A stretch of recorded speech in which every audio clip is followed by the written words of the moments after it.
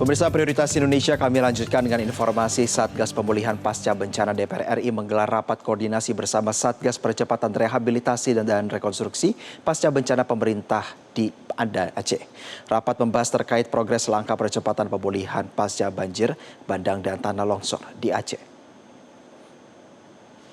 Menteri Dalam Negeri Tito Karnavian menjelaskan terdapat 3 pemetaan daerah, yakni sepenuhnya pulih, setengah pulih, dan belum pulih. Daerah yang belum pulih sepenuhnya diantaranya Kabupaten Gayo Lues, Bener Meriah, Aceh Tengah, Aceh Tamiang, dan Aceh Timur. Hal ini dilihat berdasarkan faktor pemerintah layanan publik seperti sektor kesehatan, sekolah, akses darat seperti jalan nasional, provinsi, kabupaten, kota, desa, serta faktor ekonomi dan sosial. Tito menyebut sejumlah layanan dan akses jalan masih rusak dan terputus.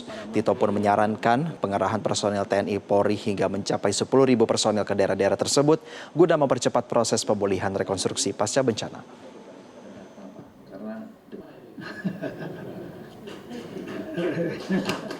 Tambah BKO TNI dan Polri.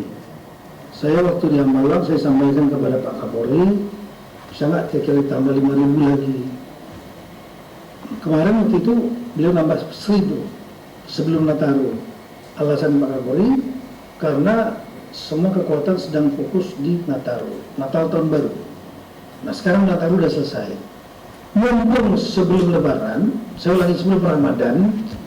Sebelum Ramadan, kalau Ramadan capek nanti kerja. Fisik ini karena fisik ini. Jadi harus dikejut di time window ini, di periode waktu ini. Nataru selesai. Kemudian Ramadan belum masuk, kita genjot. Saya minta Pak Kapolri saya sampaikan mohon dukungan Satgas DPR paling enggak 5.000 lagi. 5.000 nanti daerahnya gimana kita lihat tadi petanya. Dan kemudian saya sampaikan juga pada Pak Maruli, kira-kira bisa nggak 10.000 semua? Karena kalau cuma 1.000 aja tenggelam. Wakil Ketua DPR RI Sufmi Dasko Ahmad kembali memimpin rapat koordinasi guna membahas pemulihan Aceh setelah bencana menerjang wilayah tersebut. Dasko menyebut rapat kali ini mendengar laporan tindak lanjut dari hasil rapat sebelumnya. Satgas DPR akan menyerahkan hasil koordinasi terintegrasi kepada Satgas dari pemerintah yang nantinya akan mengeksekusi kebijakan tersebut. Di antaranya adalah menempatkan PIC dari kementerian dan BUMN untuk kemudian bersama dengan para kepala daerah mengurai masalah serta mencari solusi terhadap bencana di Sumatera, terutama di Aceh, dan bagaimana kemudian menanganinya setelah itu.